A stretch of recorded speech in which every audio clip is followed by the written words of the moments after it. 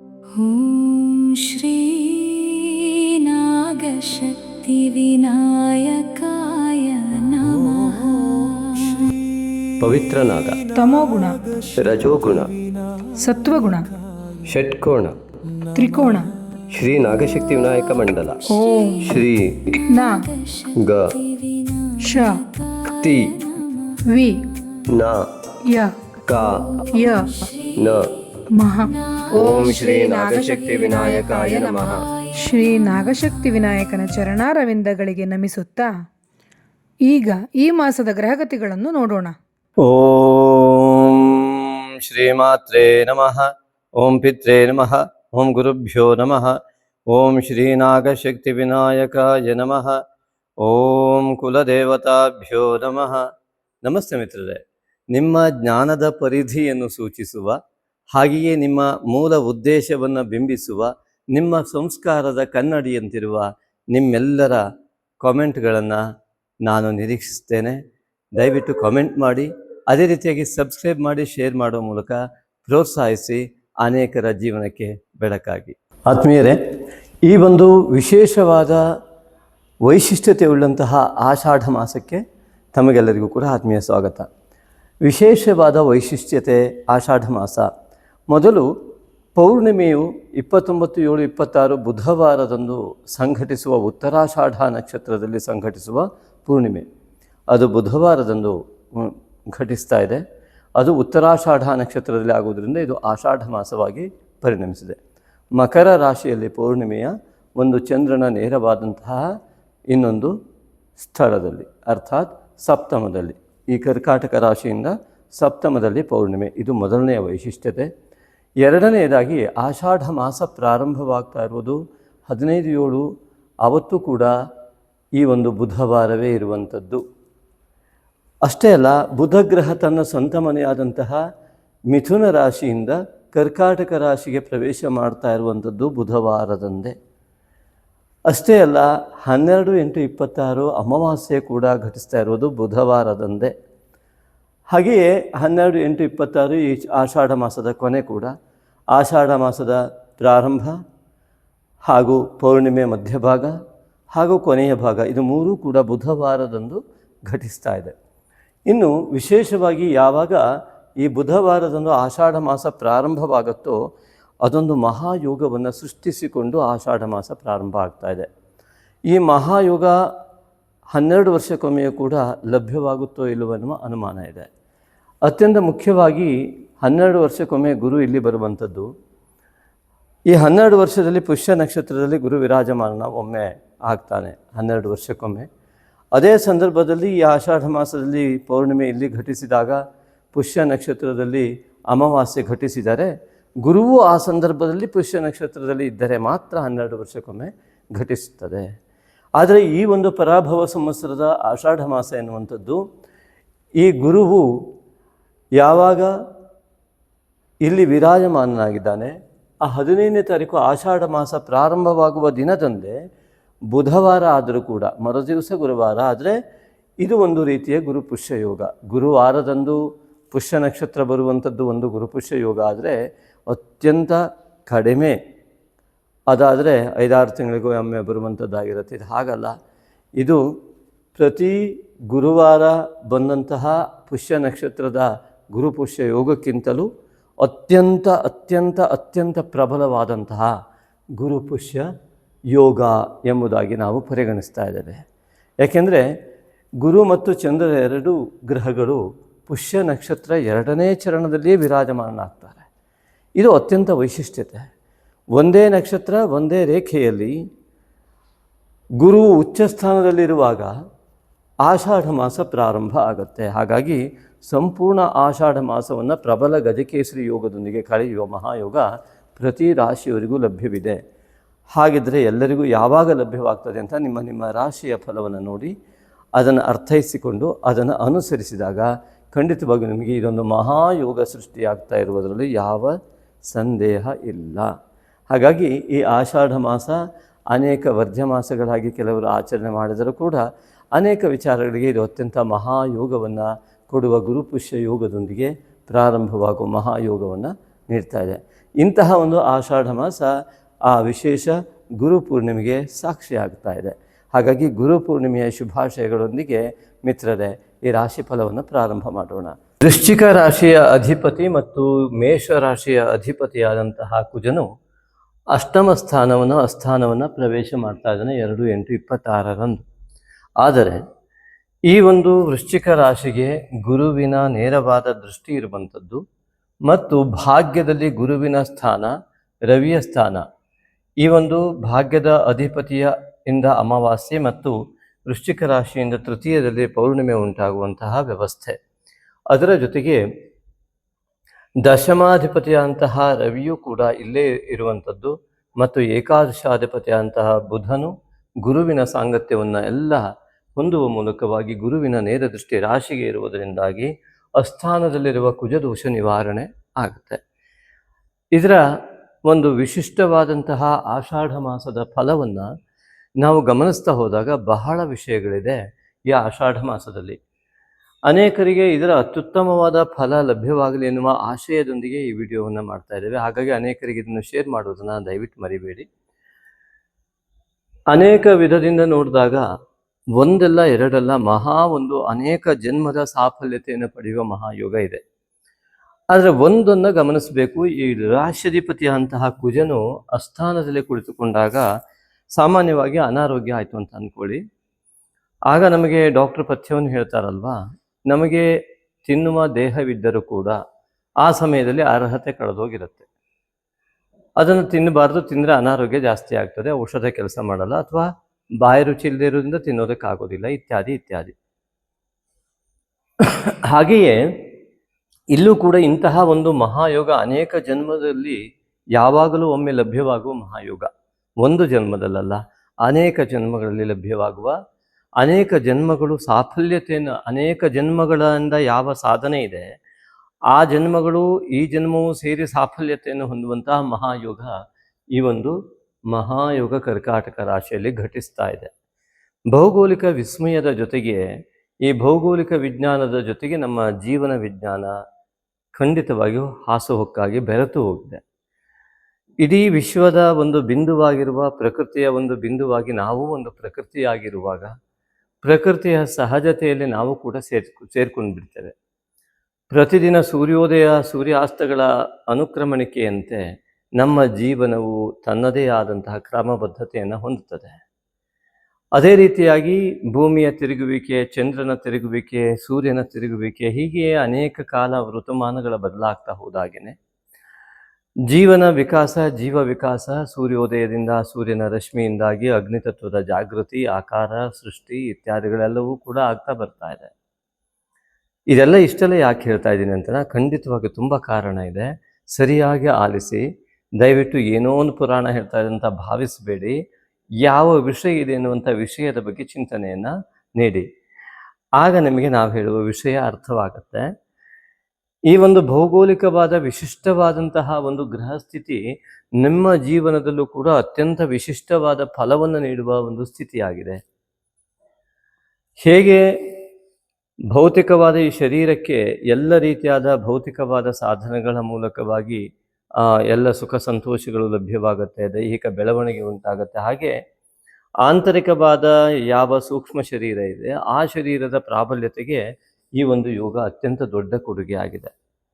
ಆಂತರಿಕವಾದಂತಹ ಆ ಒಂದು ಸೂಕ್ಷ್ಮ ಶರೀರದ ಪ್ರಾಬಲ್ಯತೆಯೇ ಬಾಹ್ಯ ಶರೀರದ ಮತ್ತು ಆರೋಗ್ಯದ ಮತ್ತು ಯೋಗಗಳ ಮೇಲೆ ಅತ್ಯಂತ ಹೆಚ್ಚಿನ ಪ್ರಭಾವವನ್ನು ಬೀರುತ್ತೆ. ಭೌಗೋಳಿಕ ವಿಜ್ಞಾನದ ಜೊತೆಗೆ ಜೀವನ ಹಾಸುಹೊಕ್ಕಾಗಿರುವಾಗ ನಮ್ಮ ಭೌಗೋಳಿಕತೆಯ ಒಂದು ವೈಶಿಷ್ಟ್ಯತೆಯನ್ನು ಅರ್ಥ ಮಾಡಿಕೊಂಡಾಗ ಈ ಭೂಮಿ ಹೀಗಿದ್ದು ನೋಡಿ, ಅಂಟಾರ್ಟಿಕಾದಲ್ಲಿ ನಾವು ಹೋಗಿ ಬದುಕೋಣ ಅಂದರೆ ತುಂಬ ಕಷ್ಟ ಆಗುತ್ತೆ ಭೌಗೋಳಿಕ ವ್ಯವಸ್ಥೆ.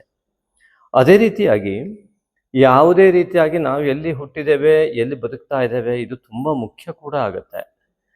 ಅದೇ ರೀತಿಯಾಗಿ ನಮ್ಮ ಜೀವನ ಶೈಲಿ ಎಲ್ಲವೂ ಕೂಡ ನಡೆದು ಬರ್ತಾ ಇರುತ್ತೆ. ಸಂಸ್ಕಾರಗಳು ನಾವು ಹುಟ್ಟಿದ ಪ್ರದೇಶ ಮತ್ತು ಮನೆಗಳ ಮೇಲೆ ಅವಲಂಬಿತವಾಗಿ ಬಂದ್ಬಿಡುತ್ತೆ. ಹೀಗೆ ಅನೇಕ ವಿಚಾರಗಳು ಆ ಆಂತರಿಕವಾದ ಸೂಕ್ಷ್ಮ ಶರೀರ ಮತ್ತು ಸ್ಥೂಲ ಶರೀರವನ್ನು ಇಟ್ಟುಕೊಂಡು ಜೀವನ ನಡೀತಾ ಇರುತ್ತೆ. ಆದರೆ ನಾವು ಈ ಸ್ಥೂಲ ಶರೀರದ ಸುಖಭೋಗಗಳಿಗಾಗಿ ನಾವು ನಿರಂತರ ಪರಿಶ್ರಮವನ್ನು ಮಾಡಿ ಮಾಡಿ ಮಾಡಿ ಮಾಡಿ ಕೊನೆಗೂ ಕೂಡ ಸಾಲಬಾಧೆಯಲ್ಲಿ ಬೀಳುವರು ಅದೆಷ್ಟೋ ಜನ. ಅಂದರೆ ನಿತ್ಯವೂ ಹಣದ ಹಿಂದೆ ಹೋಗ್ತಾ ಇರುವಂತಹ ಜೀವನ ಶೈಲಿಯಲ್ಲಿ ನಿರಂತರತೆ ಇದ್ದರೂ ಕೂಡ ಯಾಕೆ ಅಷ್ಟೊಂದು ಯಶಸ್ಸು ಸಿಗ್ತಾ ಇಲ್ಲ? ಅದಕ್ಕೆ ಕಾರಣ ಆಂತರಿಕವಾದಂತಹ ಆ ಸೂಕ್ಷ್ಮ ಶರೀರದ ಪ್ರಾಬಲ್ಯತೆ ಇಲ್ಲದೆ ಇರುವಂಥದ್ದು. ಆ ಪ್ರಾಬಲ್ಯತೆಯು ಹೆಚ್ಚಾಗುವುದಕ್ಕಾಗಿ ಏನು ಮಾಡಬೇಕು ಅನ್ನುವುದು ಚಿಂತನೆ. ಆದ್ದರಿಂದಾಗಿ ಇಡೀ ದಿನದಲ್ಲಿ 24 ಗಂಟೆಯಲ್ಲಿ ಒಂದು ಅರ್ಧ ಗಂಟೆಯೋ 1 ಗಂಟೆಯೋ ಆಂತರಿಕವಾದ ಚಿಂತನೆಗೆ ಒಳಗಾಗುವ ಒಂದು ವ್ಯವಸ್ಥೆಯನ್ನು ನಾವು ಯಥಾಕ್ರಮಬದ್ಧವಾಗಿ ಮಾಡಿಕೊಂಡ್ರೆ ಆಗ ನಮ್ಮ ಯೋಗಗಳು ಯಾವುದೆಲ್ಲ ಇದೆ ಅದನ್ನು ಅನುಭವಿಸುವ ಯೋಗ ನಮಗೆ ಲಭ್ಯ ಆಗುತ್ತೆ. ರಾಷ್ಟ್ರಾಧಿಪತಿ ಕುಜ ಅಸ್ಥಾನದಲ್ಲಿರುವಾಗ ನಾವೇ ಅನರ್ಹರಾಗಿ ಬಿಡ್ತೇವೆ. ಮಹಾಯೋಗವನ್ನು ಪಡೆಯುವುದಿದ್ರೂ ಕೂಡ ನಮಗೆ ಅದು ಸಿಗದಿರುವಂತಹ ಸ್ಥಿತಿಯಲ್ಲಿ ನಾವು ಕುಳಿತುಕೊಳ್ತೇವೆ. ಹೇಗೆ ಅಂತಂದ್ರೆ ಇದು ಸ್ವಾಭಾವಿಕವಾದ ಯೋಗ. ಯಾರಿಗೋ ಎಲ್ಲೋ ಯಾವುದೋ ಅಲ್ಲಿ ಲಾಭ ಆಯಿತು, ಆದರೆ ನಾವು ಅಲ್ಲಿಲ್ಲ, ನಮ್ಗೆ ಆಗಿಲ್ಲ. ಆ ಸ್ಥಾನದಲ್ಲಿ ಇರುವುದು ಅತಿ ಮುಖ್ಯ ಆಗುತ್ತೆ.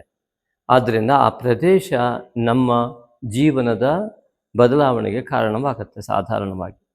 ಆದ್ದರಿಂದ ನಮಗೆ ಅರ್ಹತೆಯ ಜೊತೆಗೆ ಆ ಒಂದು ಸ್ಥಿತಿಗತಿಗಳನ್ನು ನಮ್ಮದಾಗಿಸಿಕೊಳ್ಳಲಿಕ್ಕೆ ನಾವು ಅತ್ತ ಪಯಣ ಮಾಡಬೇಕಾಗತ್ತೆ. ಅದಕ್ಕೋಸ್ಕರವಾಗಿ ಆಂತರಿಕ ಜಗತ್ತಿನೆಡೆಗೆ ಪಯಣ ಮಾಡುವವರಿಗೆ ಈ ಒಂದು ವೃಶ್ಚಿಕ ರಾಶಿಯವರಿಗೆ ಈ ಒಂದು ಮಹಾಯೋಗದ ಲಾಭ ಉಂಟಾಗತ್ತೆ. ಸ್ಥೂಲ ಶರೀರವನ್ನು ಸಂತೋಷಪಡಿಸುವಷ್ಟೇ ಆ ಸೂಕ್ಷ್ಮ ಶರೀರವನ್ನು ಸಂತೋಷವಾಗಿಟ್ಟುಕೊಂಡಾಗ ಸಂಪೂರ್ಣವಾದ ಫಲ ಲಭ್ಯವಾಗತ್ತೆ. ಅದೇ ಗುರುತತ್ವ. ಹಾಗಾಗಿ ಈ ಗುರುತತ್ವ ಅತ್ಯುತ್ತಮವಾದಂತಹ ಯೋಗವಾಗಿದ್ದು ಗುರು ಉಚ್ಚ ಸ್ಥಾನದಲ್ಲಿದ್ದು ಈ ಪೌರ್ಣಿಮೆಯು ಯಾವಾಗ ಮಕರ ರಾಶಿಯಲ್ಲಿ ಉತ್ತರಾಷಾಢ ನಕ್ಷತ್ರದಲ್ಲಿ ಉಂಟಾಗತ್ತೆ, ಆಷಾಢ ಮಾಸಕ್ಕೆ ಕಾರಣೀಭೂತವಾದಂತಹ ಪೌರ್ಣಿಮೆ ಅತ್ಯಂತ ಗುರು ಚಂದ್ರರ ಪ್ರಬಲವಾದ ದೃಷ್ಟಿಯ ಬಲದಿಂದಾಗಿ ಭೌಗೋಳಿಕವಾಗಿ ಗುರು ಉಚ್ಚಸ್ಥಾನದಲ್ಲಿದ್ದು ಉತ್ತರಾಷಾಢ ಅಭಿವೃದ್ಧಿ ಆಗತಕ್ಕಂತಹ ನಕ್ಷತ್ರದಲ್ಲಿ ಗುರುವು ಉತ್ತರಾಧಿಪತಿಯಾಗಿ ಉತ್ತರದ ದಿಕ್ಕಿನಲ್ಲಿ ಸ್ಥಾಪಿತವಾಗುವ ಗ್ರಹನಾಗಿ ಮನುಷ್ಯನ ಉತ್ತರೋತ್ತರಾಭಿವೃದ್ಧಿಗೆ ಅವನ ಮನಸ್ಸು ಮತ್ತು ಅವನ ಜ್ಞಾನ ಅತಿ ಮುಖ್ಯವಾಗಿ, ಜ್ಞಾನದ ಜೊತೆಗೆ ಅವನ ಬುದ್ಧಿಯ ಗ್ರಹವು ಕೂಡ ಅಲ್ಲಿಯೇ ಸೇರಿಕೊಂಡು ಆತ್ಮಬಲವನ್ನು ಹೆಚ್ಚಿಸುವಂತಹ ರವಿ ಕೂಡ ಅಲ್ಲೇ ಇದ್ದು ಈ ಒಂದು ಮಹಾಯೋಗ ಸೃಷ್ಟಿಯಾಗ್ತಾ ಇರುವಂತಹ ಮಹಾದಿನದಂದು ಇಲ್ಲಿ ರವಿ ಮತ್ತು ಗುರು ಮತ್ತು ಬುಧರ ಯುತಿಯೊಂದಿಗೆ ಇಲ್ಲಿ ಸಪ್ತಮದಲ್ಲಿ ಪೌರ್ಣಿಮೆ ಘಟಿಸುವಂಥದ್ದು ಮಹಾಜ್ಞಾನಿಯಾದಂತಹ ಆ ವ್ಯಾಸ ಮಹರ್ಷಿಯ ಪೂರ್ಣಿಮೆ ಎಂಬುದಾಗಿ ನಮ್ಮ ಸನಾತನ ಧರ್ಮ ಆಚರಣೆ ಮಾಡ್ಕೊಂಡು ಬಂದಿದೆ.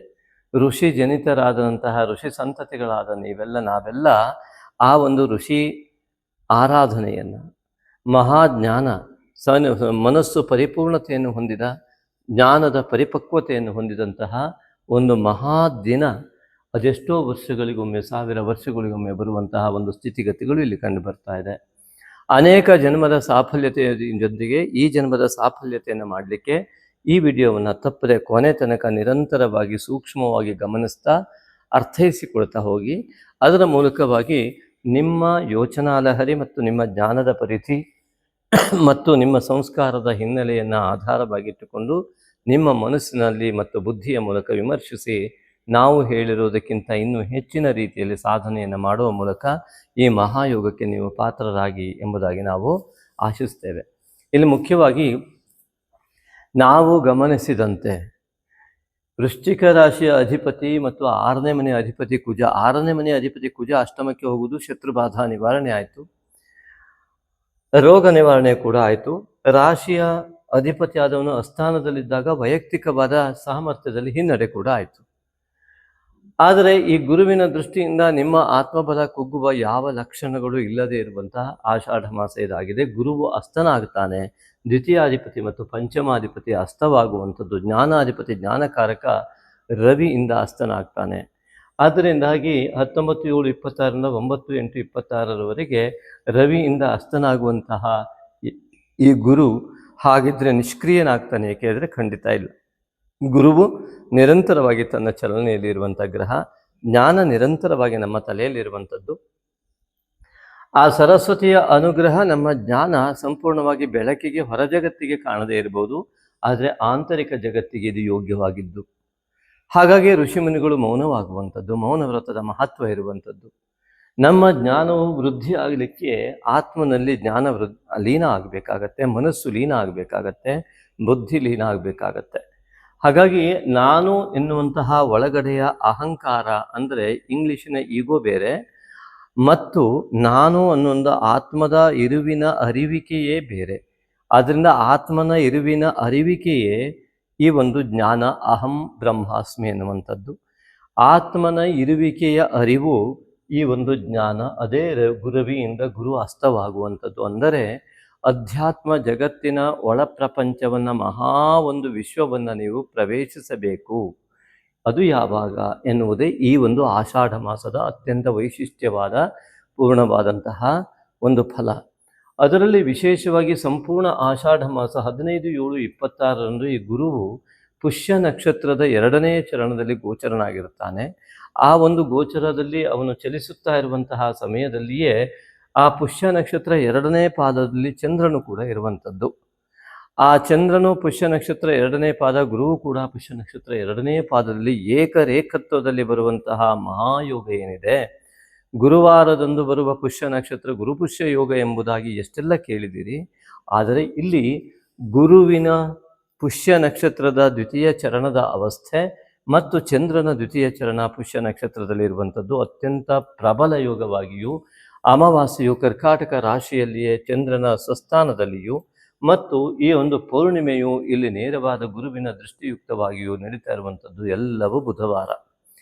ಈ ರೀತಿಯಾಗಿ ನಡೆಯುವಂತಹ ಒಂದು ಬುದ್ಧಿಕಾರಕನಾದಂತಹ ಬುಧನ ಒಂದು ಪ್ರಭಾವದಿಂದ ನಿಮ್ಮ ಬುದ್ಧಿಯ ನಿರ್ಣಯ ಈ ಒಂದು ಗುರು ಬುಧ ಯೋಗದಿಂದ ಅತ್ಯಂತ ಪ್ರಬಲವಾದ ಯೋಚನೆಗಳ ಸರಣಿಗಳು, ಅನೇಕ ಜನ್ಮದಿಂದ ಮಾಡಿದ ಅಲೌಕಿಕ ಚಿಂತನೆಯ ಫಲವು, ಪುಣ್ಯಾಂಶದ ಫಲವು, ಜೊತೆಗೆ ಅಧ್ಯಾತ್ಮ ಸಾಧನೆಯ ಚಿಂತನೆಯ ಫಲ ಲಭ್ಯವಾಗುವ ಮಂತ್ರಸಿದ್ಧಿ ಯೋಗಗಳು ಮತ್ತು ಗುರು ಉಪದಿಷ್ಟವಾದಂತಹ ಅನೇಕ ಮಂತ್ರ ಸಾಧನೆಯ ಸಮಯವೂ ಕೂಡ ಇದೇ ಆಗಿದೆ.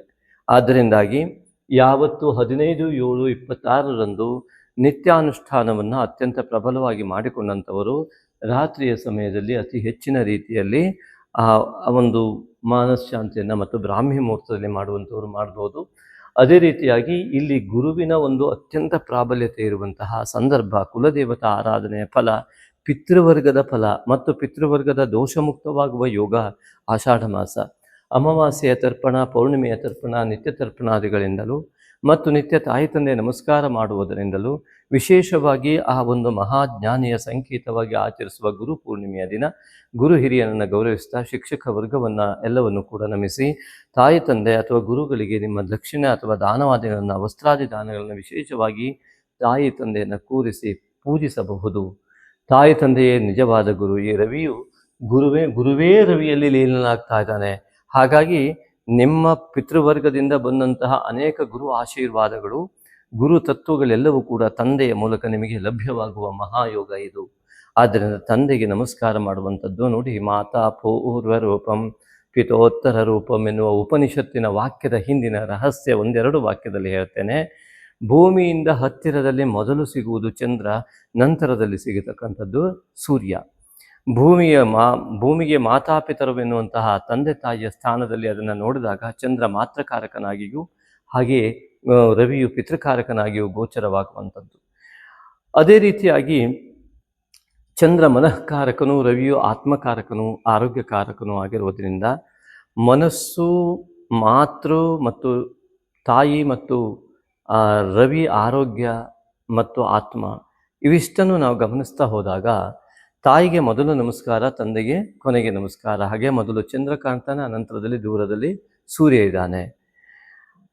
ಹುಟ್ಟಿದ ಮಗು ಮೊದಲು ತಾಯಿಯ ಹೊಟ್ಟೆಯಿಂದಲೇ ಹುಟ್ಟುವುದು, ಹಾಗಾಗಿ ಮೊದಲೇ ತಾಯಿ ಆಗ್ತದೆ, ಆಮೇಲೆ ತಂದೆ ಆಗುತ್ತೆ. ಹುಟ್ಟಿದ ಮಗುವಿಗೆ, ಹುಟ್ಟಿನ ಕ್ರಿಯೆಗಲ್ಲ, ಹುಟ್ಟಿನ ಮಗುವಿನ ಒಂದು ಸಂಸ್ಕಾರಕ್ಕೆ ತಾಯಿಯ ಚಂದ್ರ ಮನಃಕಾರಕನಾಗಿ, ಮಾತೃಕಾರಕನಾಗಿ ಗರ್ಭದಲ್ಲಿರುವಾಗಲೇ ಆ ತಾಯಿಯ ಮನಸ್ಸಿನಲ್ಲಿರುವ ಸಂಸ್ಕಾರಗಳು, ಮನಸ್ಸಿನ ಚಿಂತನೆಯ ಪ್ರಭಾವಗಳು ಮಗುವಿನ ಮನಸ್ಸಿನಲ್ಲಿ ರೂಪುಗೊಂಡಿರುತ್ತೆ.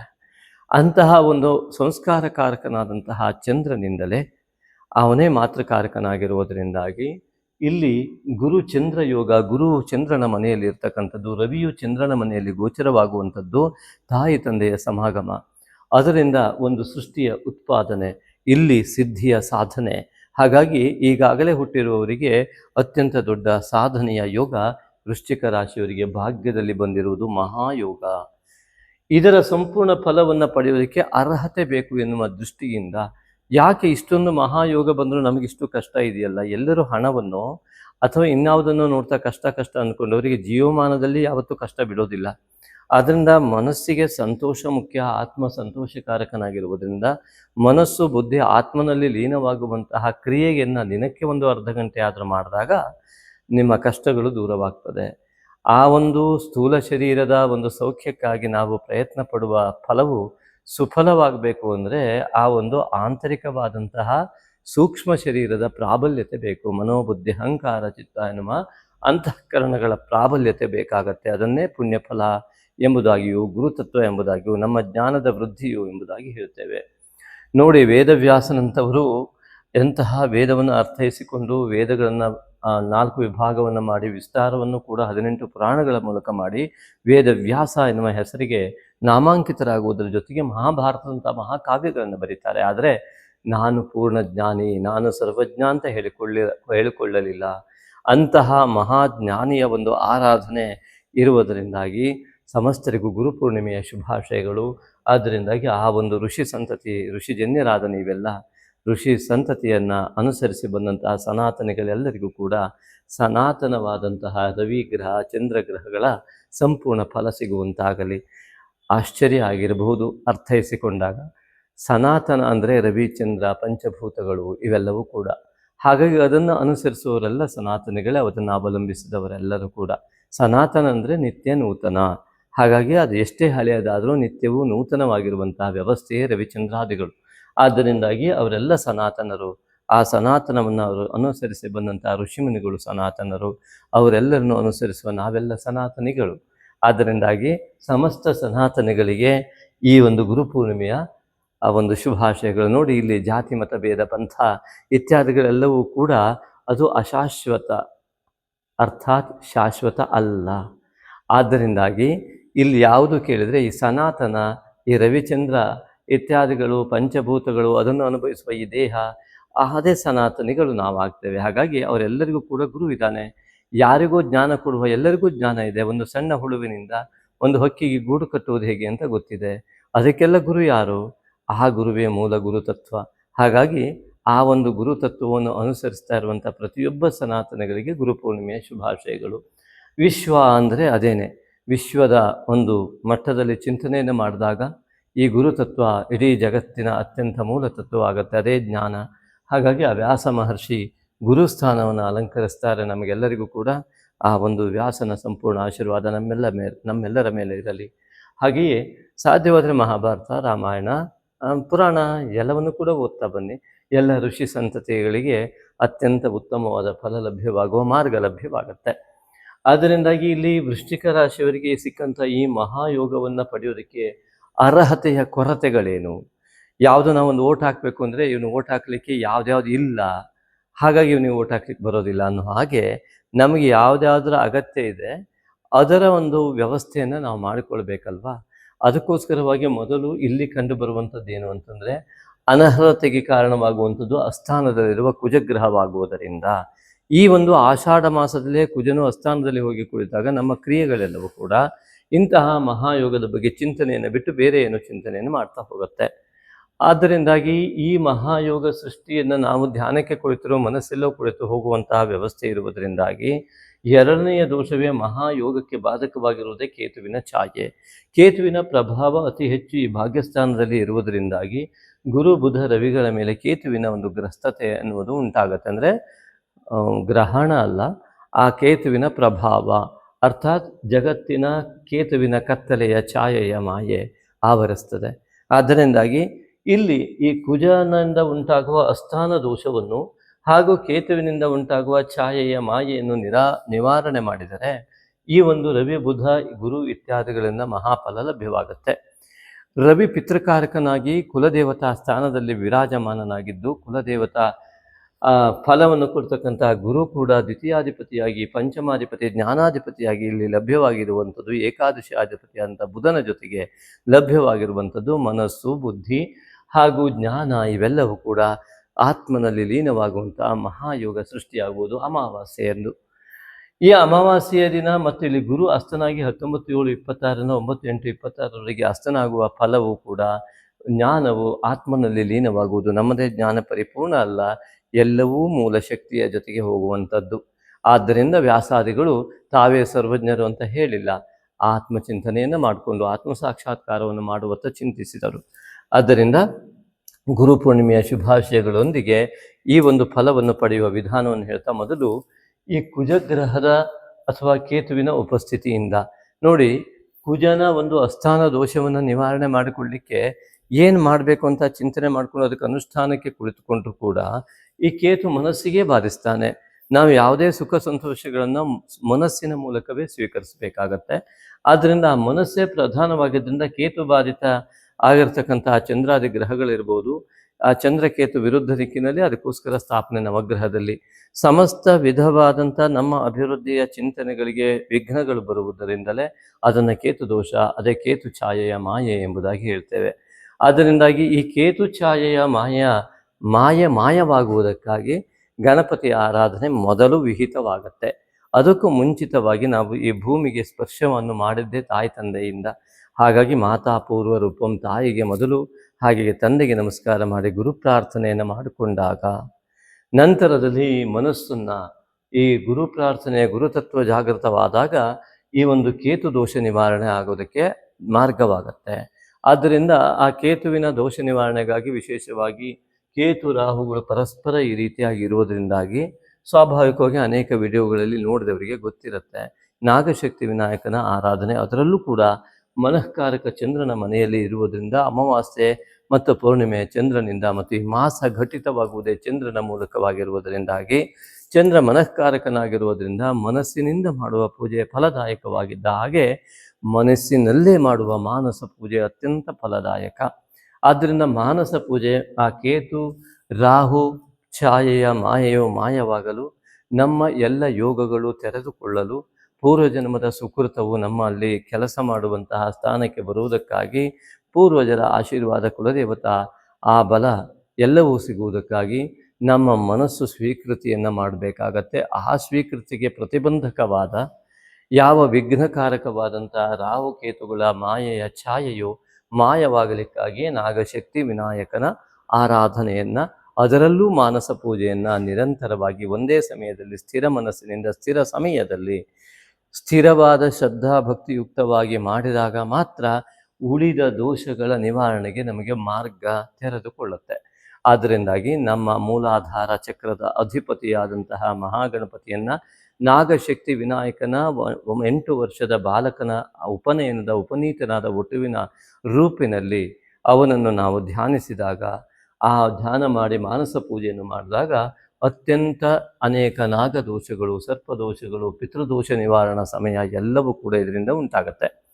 ಆದ್ದರಿಂದ ಇಲ್ಲಿ ವಿಶೇಷವಾಗಿ ಮೊದಲು ಕೇತುವಿನ ದೋಷವನ್ನು ನಿವಾರಣೆ ಮಾಡಿಕೊಳ್ಳೋದಕ್ಕೆ ನಾಗಶಕ್ತಿ ವಿನಾಯಕನ ಮಾನಸ ಪೂಜಾರಾಧನೆ ಅತ್ಯಂತ ಶ್ರೇಷ್ಠದಲ್ಲಿ ಶ್ರೇಷ್ಠ ಅಂತ ಹೇಳ್ಬೋದು. ಅದನ್ನು ಮಾಡಿಕೊಂಡು ನಂತರದಲ್ಲಿ ಕುಜ ದೋಷ ನಿವಾರಣೆಗೆ, ಕುಜನು ಬುಧನ ಮನೆಯಲ್ಲಿ ವಿರಾಜಮಾನನಾಗಿ ಅಸ್ಥಾನದಲ್ಲಿರುವುದರಿಂದ ದುರ್ಗಿಯ ಮಂತ್ರಾದಿ ಪಠನಗಳನ್ನು ಸರ್ವಮಂಗಲ ಮಾಂಗಲ್ಯೆ ಶಿವೆ ಸರ್ವಾರ್ಥ ಸಾಧಿಕೆ ಶರಣ್ಯೆ ತ್ರ್ಯಂಬಕೆ ಗೌರಿ ನಾರಾಯಣಿ ನಮೋಸ್ತುತೆ ಎಂಬುದಾಗಿ ದುರ್ಗಿಗೆ ಶರಣಾಗುವುದರ ಮೂಲಕವಾಗಿ ಆ ಸರ್ವ ಮಂಗಳಕ್ಕೂ ಕಾರಣವಾಗುವಂತಹ ಆ ಒಂದು ದೇವಿಯ ಆರಾಧನೆ ಮಾಡುವುದರಿಂದ ಕುಜಗ್ರಹದ ಅಸ್ಥಾನದ ದೋಷ ನಿವಾರಣೆ ಆಗತ್ತೆ. ಆ ಅಸ್ಥಾನದ ದೋಷ ನಿವಾರಣೆ ಆದ ನಂತರ ಇದರ ಫಲವನ್ನು ಪಡೆಯುವುದು ಹೇಗೆ, ಎಲ್ಲವೂ ಲಭ್ಯವಿದೆ, ಪಡೆಯುವುದು ಹೇಗೆ ಎನ್ನುವಂತಹ ಚಿಂತನೆ. ಆದ್ದರಿಂದಾಗಿ ಈ ಒಂದು ವೃಶ್ಚಿಕ ರಾಶಿಯ ಅಧಿಪತಿಯು ಸಂಪೂರ್ಣವಾಗಿ ಸರ್ವಮಂಗಲ ಮಾಂಗಲ್ಯ ಅಥವಾ ದುರ್ಗಿಯ ಸ್ತುತಿ ಇತ್ಯಾದಿಗಳಿಂದ, ಆ ಒಂದು ಆರಾಧನೆಗಳಿಂದ, ನಿಮ್ಮ ಮನಸ್ಸಿನಲ್ಲಿ ಮಾಡುವ ಆರಾಧನೆ ಇರ್ಬೋದು, ನಿಮ್ಮ ಪೂಜಾ ಕ್ರಮ ಇರ್ಬೋದು, ನಿಮ್ಮ ಶ್ರದ್ಧೆ ಅದರ ಮೇಲೆ ಅವಲಂಬಿಸಿ ಈ ಫಲವನ್ನು ಪಡೆಯುವಾಗ ಮೊದಲು ಗಮನಿಸಬೇಕಾದ ಗ್ರಹ ಯಾವುದು ಅಂದರೆ ರವಿಯ ಗ್ರಹ. ಯಾಕೆಂದರೆ ರವಿಯಿಂದ ಇವೆಲ್ಲ ಅಸ್ತನಾಗುವಂಥದ್ದು. ಹಾಗಾಗಿ ಗುರುವೇ ಅಸ್ತನ ಆಗ್ತಾ ಇದ್ದಾನೆ. ಆದ್ದರಿಂದ ರವಿಯನ್ನು ಪ್ರಧಾನವಾಗಿ ತೆಗೆದುಕೊಳ್ಬೇಕಾಗತ್ತೆ. ರವಿ ಅಂದರೆ ಈಶ್ವರಕಾರಕನಾಗಿಯೂ ಪಿತೃಕಾರಕನಾಗಿಯೂ ಇರ್ತಾನೆ. ಹಾಗಾಗಿ ಮಾನಸಿಕವಾದ ಸಂತೋಷವನ್ನು ರವಿ ತೋರಿಸ್ತಾನೆ. ಮಾನಸಿಕ ಆರೋಗ್ಯ ಇದ್ದಾಗ ಮಾತ್ರ ಮನಸ್ಸು ಮೊದಲು, ಆನಂತರ ಆರೋಗ್ಯ. ಎಷ್ಟೇ ಆರೋಗ್ಯಯುತವಾಗಿದ್ದರೂ ಮನಸ್ಸು ಸರಿ ಇಲ್ಲದಿದ್ದರೆ ಅದು ವ್ಯರ್ಥವಾದ ದೇಹವಾಗುತ್ತೆ. ಆದ್ದರಿಂದಾಗಿ ಮಾನಸಿಕ ಸಂತೋಷವೇ ಜೀವನದ ಅತ್ಯಂತ ಪ್ರಾಮುಖ್ಯತೆಯನ್ನು ಪಡೆದು ಆಂತರಿಕವಾದಂತಹ ಅಂತಃಕರಣಾದಿಗಳ ಸೂಕ್ಷ್ಮ ಶರೀರಗಳ ಪ್ರಾಬಲ್ಯತೆಗೆ ಮನಸ್ಸೇ ಕಾರಣವಾಗಿ ನಮ್ಮ ದೇಹದ ಪಂಚಭೌತಿಕವಾದ ಈ ಒಂದು ದೇಹದ ಪ್ರಾಬಲ್ಯತೆಗೆ ಕಾರಣವಾಗುತ್ತೆ. ಅದೇ ರೀತಿಯಾಗಿ ನಮ್ಮ ಜೀವನದ ಯೋಗಕ್ಕೆ ಕಾರಣವಾಗುವಂತಹ ಯಾವೆಲ್ಲ ಕಾರಣಕ್ಕೂ ರವಿ ಗ್ರಹವೇ ಕಾರಣವಾಗುತ್ತೆ. ಹಾಗಾಗಿ ಸೂರ್ಯನಾರಾಯಣ ಎಂಬುದಾಗಿ ಹೇಳ್ತಾರೆ. ಹಾಗಾಗಿ ಬುಧ ಮತ್ತು ರವಿಯ ಒಂದು ಸ್ಥಿತಿಗತಿಗಳಿಂದ ವಿಷ್ಣು ತತ್ವದ ಆರಾಧನೆ, ಆಂಜನೇಯನ ಆರಾಧನೆಯ ಜೊತೆಗೆ ಈಶ್ವರ ಆರಾಧನೆ ಅತಿ ಮುಖ್ಯ. ಅನೇಕರಿಗೆ ಅನಿಸ್ಬೋದು ವಿಷ್ಣು ತತ್ವವನ್ನು ಆರಾಧನೆ ಮಾಡೋರು ಈಶ್ವರನ ಆರಾಧನೆ ಮಾಡೋದಿಲ್ಲ. ಅದರಲ್ಲಿ ಅದೆಷ್ಟೋ ಶಾಸ್ತ್ರಗಳಲ್ಲಿ ಅದೇನೇನೋ ಹೇಳಿದ್ದಾರೆ, ಅವ್ರು ಹೀಗೆ, ಅವ್ರ ಮೇಲೂ ಇವ್ರ ಕೆಳಗೆ, ಯಾವ ದೇವರ ಮೇಲೂ ಇಲ್ಲ ಕೆಳಗೂ ಇಲ್ಲ. ಮೂರು ತತ್ವಗಳು ಜೊತೆಗೆ ಇರ್ತವೆ. ಬ್ರಹ್ಮ ವಿಷ್ಣು ಮಹೇಶ್ವರ ತತ್ವಗಳು ಒಂದನ್ನೊಂದು ಬಿಟ್ಟಿರೋದಕ್ಕೆ ಸಾಧ್ಯವೇ ಇಲ್ಲ. ಸೃಷ್ಟಿ ಸ್ಥಿತಿ ಲಯ ಅನ್ನೋದು ನಿರಂತರವಾಗಿರುವಂಥದ್ದು. ವಿಷ್ಣು ಸ್ಥಿತಿಕಾರಕ ಎನ್ನುವುದನ್ನು ಎಲ್ಲರೂ ಒಪ್ಪಿಕೊಳ್ತಾರೆ. ಶಿವ ಲಯಕಾರಕ ಎಂಬುದಾಗಿ ಆ ಲಯಕಾರಕತ್ವವನ್ನು ಶಿವ ಎನ್ನುವ ಹೆಸರಿನಿಂದ ಕರೀತಾರೆ. ಶಿವ ಅಂದರೆ ಒಳ್ಳೆಯದು, ಲಯವಾಗುವುದು ನಾಶವಾಗುವುದು ಒಳ್ಳೆಯದು, ಅಂದರೆ ಪೂರ್ವಜನ್ಮದ ಪಾಪ ನಾಶವಾಗುವುದು ಕೂಡ ಒಳ್ಳೆಯದೇ. ಹಾಗಾಗಿ ಚಿಂತನೆಯ ಶೈಲಿಯ ಮೇಲೆ ಅದನ್ನು ಅರ್ಥೈಸಿಕೊಳ್ಳಬೇಕಾದ ಅಗತ್ಯ ಇರ್ತದೆ. ಆದ್ದರಿಂದಾಗಿ ಇಲ್ಲಿ ರವಿಯಿಂದ ಈಶ್ವರನನ್ನು, ಸೂರ್ಯನಾರಾಯಣನನ್ನು, ವಿಷ್ಣು ತತ್ವವನ್ನು, ಬುಧನಿಂದ ವಿಷ್ಣು ತತ್ವವನ್ನು ಆರಾಧನೆ ಮಾಡುವುದು ತುಂಬ ಒಳ್ಳೆಯದು.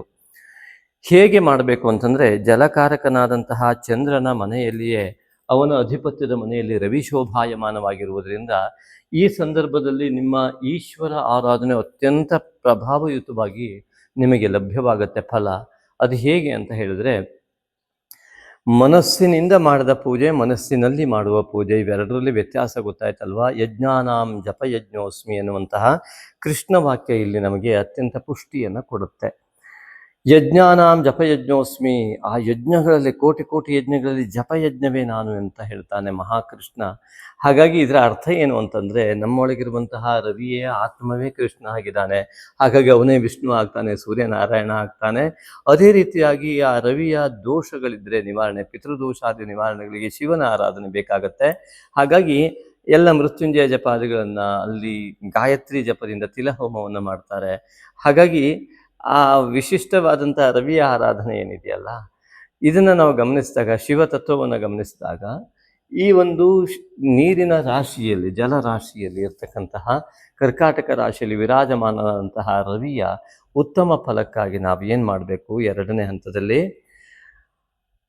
ರತ್ನೈ ಕಲ್ಪಿತಮಾಸನಂ ಹಿಮಜಲೈ ಸ್ನಾನಂಚ ದಿವ್ಯಾಂಬರಂ ಎನ್ನುವ ಶಿವಮಾನಸ ಪೂಜೆಯನ್ನು ಕನಿಷ್ಠ ಪಕ್ಷ 11 ಬಾರಿ, ಏಕಾದಶರ ರುದ್ರರ ಸ್ಥಾನವನ್ನು ಕಲ್ಪನೆ ಮಾಡಿಕೊಂಡು 11 ಬಾರಿಯೂ, ವಿಷ್ಣು ತತ್ವವನ್ನು ಗಮನಿಸಿಕೊಂಡು ದ್ವಾದಶ ವಿಷ್ಣುವಿನಂತೆ ಆ ದ್ವಾದಶಾದಿತ್ಯರನ್ನು, 12 ರಾಶಿಯ ಅಧಿಪತಿಯಾದಂಥ ದ್ವಾದಶಾದಿತ್ಯ 12 ರಾಶಿ, ಮೇಷದಿಂದ ಮೀನ ರಾಶಿಯವರೆಗೆ 12 ರಾಶಿಯಲ್ಲಿಯೂ ಕೂಡ ಚಲನೆ ಮಾಡಿ ಸಂಕ್ರಮಣವನ್ನು ಮಾಡ್ತಾ ಇರುವಂತಹ ರವಿ ತತ್ವವನ್ನು ಅರ್ಥೈಸಿಕೊಂಡು ದ್ವಾದಶ, ಏಕಾದಶ ರವಿ ಅಥವಾ ದ್ವಾದಶ ವಿಷ್ಣು ತತ್ವ ಯಾವುದನ್ನಾದರೂ ಗ್ರಹಿಸಿಕೊಂಡು ಅಷ್ಟು ಬಾರಿ ಅದನ್ನು ಹೇಳುವುದು ಒಂದು ಕ್ರಮವ. ಅದನ್ನು ಮಾಡಿಕೊಂಡು ನಂತರದಲ್ಲಿ ಇಷ್ಟೆಲ್ಲ ಸಮಯ ಹಾಕಬೇಕಾದ್ರೆ ಸಮಯ ಭಾಳ ಆಗೋದಿಲ್ಲ. ನಾವು ಟಿ ವಿ, ಸೀರಿಯಲ್ಲು, ಅಲ್ಲಿ ಇಲ್ಲಿ ಹರಟೆ, ಇದನ್ನು ಮಾಡಿ ತುಂಬ ಸಮಯ ವ್ಯರ್ಥ ಮಾಡಿರ್ತೀವಿ. ಆವಾಗ ನಾವು ಸಮಯ ಲೆಕ್ಕ ಹಾಕೋದಿಲ್ಲ. ಅನುಷ್ಠಾನ ಹೇಳಿದಾಗ ಎಲ್ಲರಿಗೂ ಸಮಯ ತಲೆಗೆ ಹೋಗ್ತದೆ. ಅದೇ ವಿಶೇಷ. ನಮ್ಮ ಅಭಿವೃದ್ಧಿಯ ಚಿಂತನೆಯ ಆಂತರಿಕವಾದ ಬೆಳವಣಿಗೆಯ ಬಗ್ಗೆ ಅದೆಷ್ಟು ಜನ ಚಿಂತಿಸ್ತಾ ಇದ್ದಾರೆ ಹೇಳಿ? ಆ ಕೇವಲ ಹಣಕಾಸಿನ ಬಗ್ಗೆನೋ, ಆರ್ಥಿಕ ಅಭಿವೃದ್ಧಿ ಬಗ್ಗೆನೋ, ಸಾಲಬಾಧೆಯ ಬಗ್ಗೆ ಚಿಂತೆನೋ, ಇದರಲ್ಲೇ ಎಲ್ಲರೂ ವ್ಯಸ್ತರಾಗಿರುವಾಗ ಇದಕ್ಕೆ ಸಮಯ ವ್ಯರ್ಥವಾದಂತೆ ಅನಿಸುವುದು ಅದೊಂದು ಮೌಢ್ಯ ಅಂತಲೇ ಅಂದ್ಕೊಳ್ಬೋದೇ ನಾವು. ಹಾಗಾಗಿ ಯಾವುದನ್ನು ಮೌಢ್ಯ ಅಂತ ಹೇಳಬೇಕು ಅಂದರೆ, ಬಹುಶಃ ನನ್ನ ದೃಷ್ಟಿಯಿಂದ ಇಂಥವನ್ನೆಲ್ಲ ಮೌಢ್ಯ ಅಂತ ಹೇಳಬೇಕಾಗತ್ತೆ. ಆದರೆ ಇಲ್ಲಿ ನೋಡಿ, ಯಾವಾಗ ನೀವು ಅಧ್ಯಾತ್ಮ ಆಂತರಿಕ ಬಲವನ್ನು ಹೆಚ್ಚಿಸ್ಕೊಳ್ತಾ ಹೋಗ್ತೀರಿ, ನಿಮ್ಮ ಯೋಗ ಅತ್ಯಂತ ಪ್ರಬಲವಾಗಿ ಮೇಲೆ ಇರುತ್ತೆ. ಅದನ್ನು ಮಾಡೋದಕ್ಕೆ ನಮ್ಮಲ್ಲಿ ಹಿಂಜರಿಕೆ ಯಾಕೆ? ನಮಗೆ ಸಮಯ ವ್ಯರ್ಥವಾಗುವ ಭಾವ ಗೋಚರವಾಗುವುದು ಯಾಕೆ? ಇದರ ಬಗ್ಗೆ ಚಿಂತನೆಯನ್ನು ಮಾಡಿ ಚಿಂತನಾಶೀಲರಾಗಿ, ಅದೇ ನಮ್ಮ ಅನರ್ಹತೆಗೆ ಮುಖ್ಯ ಕಾರಣ ಆಗಿರುತ್ತೆ. ಆದ್ದರಿಂದ ಇಲ್ಲಿ ಆ ರವಿಯ ಒಂದು ಅತ್ಯಂತ ಪ್ರಬಲವಾದಂತಹ ಬಲವನ್ನು ತೆಗೆದುಕೊಳ್ಳಲಿಕ್ಕೆ ತಾಯಿ ತಂದೆಯನ್ನು ನಮಸ್ಕಾರ ಎಲ್ಲ ಮಾಡಿದ ಮೇಲೆ ನಂತರದಲ್ಲಿ ಈ ಒಂದು ಶಿವಾರಾಧನೆ, ಓಂ ನಮಃ ಶಿವಾಯ, ಅತ್ಯಂತ ಪ್ರಬಲವಾದ ಪಂಚಾಕ್ಷರಿ ಜಪ. ಅದು ಅಸಾಧ್ಯ ಹೇಳಲಿಕ್ಕೆ, ಪಂಚಭೂತದ ಪಂಚಪ್ರಾಣ ಶಕ್ತಿಗಳ ಮೂಲ. ಆದ್ದರಿಂದಾಗಿ ಆ ಪಂಚಾಕ್ಷರಿಯ ಜಪದ ಮೂಲಕವಾಗಿ ಜಗತ್ತಿನ ಮೂಲ ಶಕ್ತಿಯನ್ನು ಶಿವರೂಪದಲ್ಲಿ, ಒಳ್ಳೆಯ ಆ ಜಗತ್ತಿನ ಮೂಲ ಶಕ್ತಿಯು ಒಳ್ಳೆಯ ಫಲವನ್ನು ಏನೆಲ್ಲ ಕೊಡ್ತಾ ಇದೆ, ಭೂಮಿ ಒಂದಕ್ಕೊಂದು ಗ್ರಹಗಳು ಡಿಕ್ಕಿ ಆಗದೆ ಒಂದಕ್ಕೊಂದು ತೊಂದರೆ ಆಗದೇ ಇರುವಂತಹ ವ್ಯವಸ್ಥೆ ಇದೆಯಲ್ಲ, ಅಂತಹ ಶಿವ ವ್ಯವಸ್ಥೆ ಏನಿದೆ, ಅಂತಹ ಶಿವನ ಆರಾಧನೆಯನ್ನು ಯಾವ ರೀತಿಯಾಗಿ ಮಾಡಬೇಕು ಅಂದರೆ ಮಾನಸ ಪೂಜೆಯನ್ನು ಮಾಡಬೇಕು ಅಂತ ಶಂಕರಾಚಾರ್ಯರು ಹೇಳ್ತಾರೆ. ಅತ್ಯಂತ ಪ್ರಬಲವಾದ ಮಾನಸ ಪೂಜೆಯನ್ನು ಮಾಡಬೇಕು. ಹೇಗೆ ಪ್ರಬಲವಾಗಿದ್ದು ಅಂತಂದರೆ, ಮನಸ್ಸು ಮಾನಸ ಸರೋವರದಂತೆ ಶುದ್ಧ, ನಿರ್ಮಲ, ನಿಷ್ಕಲ್ಮಶವಾಗಿರಬೇಕು. ಆ ನಿಷ್ಕಲ್ಮಶ ಹೃದಯ ಭಾಗದಲ್ಲಿ ಆ ಭಾವನೆ ಜಾಗೃತವಾಗಬೇಕು. ಕರ್ಕಾಟಕ ರಾಶಿ ಹೃದಯ ಭಾಗಕ್ಕೆ ಬರುತ್ತದೆ. ಆ ಹೃದಯದ ಭಾವನೆಯು ಭಾವನಾಯುಕ್ತವಾಗಿ, ಭಕ್ತಿ ಭಾವನಾಯುಕ್ತವಾಗಿ ಸೇರಿರಬೇಕು. ಶಿವನ ಪರಿಕಲ್ಪನೆಯಲ್ಲಿ ಒಂದು ಸ್ಫಟಿಕದ ಲಿಂಗವನ ಮನಸ್ಸಿನ ಪರದೆಯ ಮೇಲೆ ಅಮರನಾಥದ ಹಿಮದ ಲಿಂಗದ ರೀತಿಯಲ್ಲಿಯೋ ಯಾವುದೋ ಒಂದು ಆಕಾರವನ್ನು ಲಿಂಗದ ರೀತಿಯಲ್ಲಿ ಕೊಟ್ಟು ಮನಸ್ಸಿನ ಪರದೆ ಮೇಲೆ ದೃಢವಾಗಿ ನಿಲ್ಲಿಸಿಕೊಳ್ಳಬೇಕು.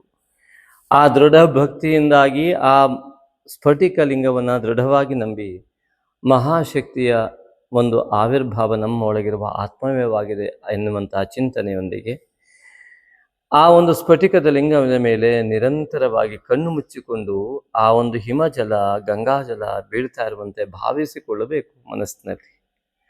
ನಾವು ಹಿಮಾಲಯದಲ್ಲೋ ಕೇದಾರನಾಥದಲ್ಲೋ ಎಲ್ಲೋ ಇರುವಂತೆ ನಾವು ಭಾವಿಸಿಕೊಳ್ಳುವ ಶಕ್ತಿ ಮನಸ್ಸಿಗಿದೆ.